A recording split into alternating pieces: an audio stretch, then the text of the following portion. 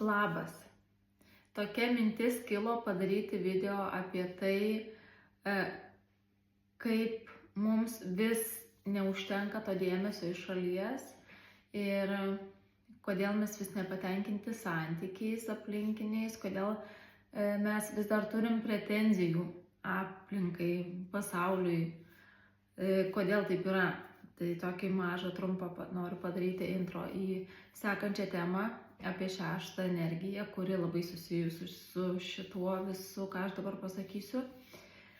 Tai gal pradėsiu nuo tos pretenzijos, kuri yra stipriausia ir giliausia, tai yra mūsų tėvams. Tikriausiai visi tą pretenziją turi vienokią ar kitokią formą. Tai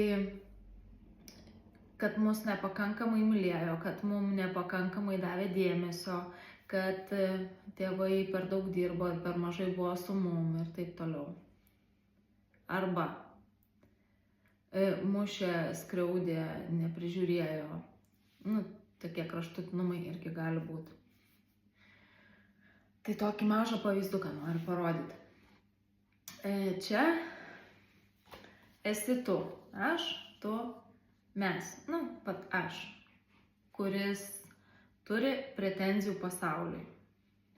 Ir jeigu tu nesugebi prisipildyti pats, tai tu jų visada turėsi. Ir kaip užsipildyti save pačiam, pakalbėsiu tam video apie šeštą energiją. Bet kokia yra viso to priežastis? Kaip chemijos pamoka dabar. Čia esi tu. O čia yra tavo, gerai, tarkim dabar, tėvai. Tavo tėvai tau tuo metu davė viską, ką turėjo. Jie davė viską, ką turėjo. Čia yra tai, ką jie turi. Ką jie sugeba duoti ir kaip jie supranta tą davimą. Ir jie tau atiduoda visą save. Visą. Tai va. Kažkas atidavė tau visą save, kaip jis tuo metu suprato, suvokė ir neabejotinai darė geriausiai pagal savo tuometinį sąmonės lygį. Ir ateini tu ir sakai, man yra negana, mane nepakankamai mylėjo, man trūko, nes akivaizdu, kad trūksta. Bet iš to, ką aš dabar įpyliau, akivaizdu, kad ir negalėjo daugiau duoti. Ar ne? Jeigu nori su manim padiskutuoti, tai galim padiskutuoti. Parašyk man po šitą video. Aš labai norėčiau padiskutuoti šitą temą. Bet visą likusią dalį, čia nebūtinai yra tėvai, čia gali būti tavo sutuoktinis, kuris kaip sugeba, taip tau rodo dėmesį, rodo meilę, stengiasi arba nesistengia, jau ten savi niuansai, gal pas jų santykiuose. Bet jeigu tau trūksta kažko, čia pagrindinė mintis būtų tokia, kad jeigu tau trūksta kažko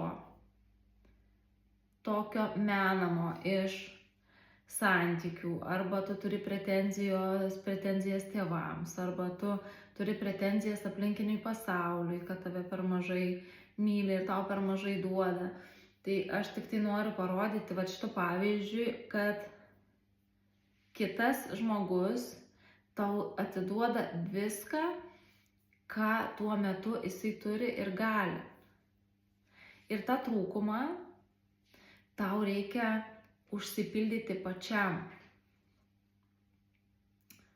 Tau reikia daryti tai, ką tu mėgsti daryti.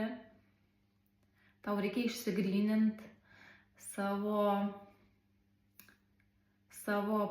pačią ašį, kas tau yra svarbu, kas tau teikia džiaugsmą, kas tau teikia malonumą ir stengtis daryti kuo daugiau dalykų, pradedant nuo atsikėlimo vienos dienos, baigiant ėjimu miegot, stengtis sąmoningai save pagaut ir stengtis pačiam save užpildyti, nelaukiant iš aplinkos ir mažinant tas pretenzijas, nes tos pretenzijos ir lūkesčiai, jeigu kitaip, tai yra tavo kančios priežastis.